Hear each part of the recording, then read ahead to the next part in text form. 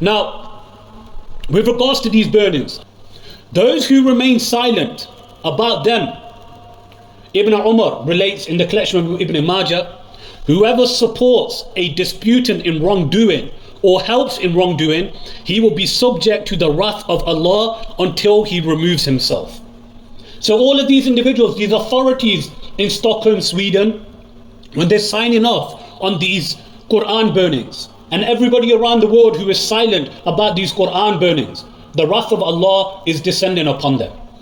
And they will see that wrath of Allah either in this world or the next world. And it's got nothing to do with freedom of speech. Because what this is called is selective freedom of speech. When it is to do with Islam, it's a free-for-all. Anybody can say whatever they want. And it is disguised under the false claim of freedom of speech. But if you speak anything about the Zionists, I'm not speaking about Jews, I'm speaking about Zionists. Zionism is a political party created in 1806 by Theodor Herzl. So if you speak against the Zionists, now you are called anti-Semitic and you will be persecuted. If you speak against the LGBT community, you are known as an extremist and you will be persecuted by people. If you want freedom of speech needs to be equal. It needs to apply to everything and everyone. Otherwise, what you are doing is you are protecting one group of people and you are persecuting the rest. Now, there are a few things that we need to bear in mind with regards to Qur'an burnings. Number one, Qur'an should not be given to non-Muslims. We have this question all the time. People think it's a good thing. Yeah, let's give a gift to a Qur'an, of a Qur'an to a non-Muslim. How do you know? Have they even purified themselves? Do they know how to honor the Qur'an? One of the brothers asked me the other day, I said to him, just referring to an app, referring to an application. He doesn't need wudu for that. He can just read the application. So you need to be careful. Who are you selling it to? The bookshops should not have it on display for random people to take it.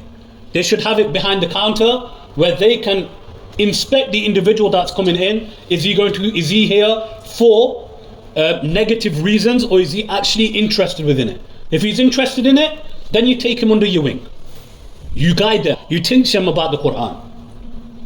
If they purchase it online, there's nothing that you can do. There's nothing that you can do. But what you must understand is that none of these Qur'an burners will have a good end. So you don't need to worry about it. You leave them to Allah. Number three, even if laws are passed against Qur'an burning and the like, this does not stop these secret rallies and people doing things in their own back garden. If it was Darul Islam, it would be a completely different story. Number four, if we are able to find out, and this is the most important thing that you can do, most important thing, if we are able to find out where there is a Qur'an burning, everyone should have their own rally at the same place. You should go there, everybody sits down like this. There should be a qari who is sat there reciting the entirety of the Qur'an, with an alim there speaking about the virtues and the fadail of the Qur'an. This will hurt them more than you getting angry. That achieves nothing. All you're doing is playing into their hands. Number five, by constant remembrance of the Qur'an, drawing attention to its meanings, the sciences and sub-sciences, this will eventually eclipse the burnings that are taking place. Already these burnings are dying out because they respond.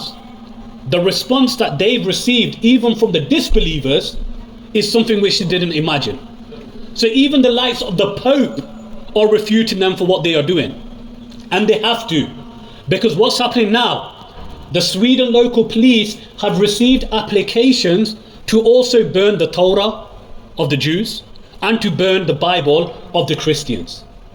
So people have to speak up against this.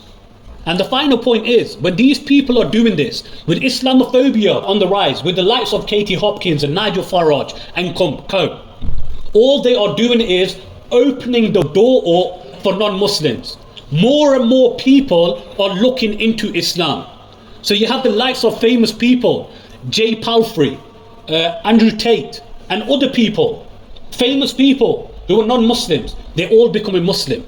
And how are they becoming aware of Islam? Because of these individuals who are attacking Islam. So you need to understand the bigger picture. Don't use your anger as the first reaction to every bad you see. Try to be intellectual about it.